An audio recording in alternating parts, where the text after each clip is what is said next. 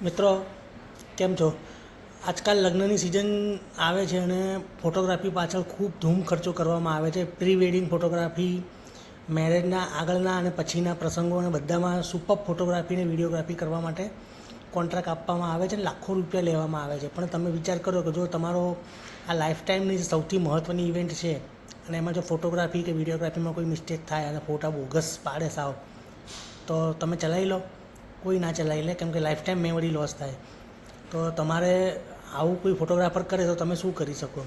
તો મારી જોડે એક એવો કેસ આવ્યો છે કે જેમાં કન્ઝ્યુમર કોર્ટમાં કમ્પ્લેન દાખલ કરી છે અને કન્ઝ્યુમર કોર્ટે એટલે કે ગ્રાહક સુરક્ષાની કોર્ટે એ કમ્પ્લેન એક્સેપ્ટ કરી છે સાંભળવા માટે.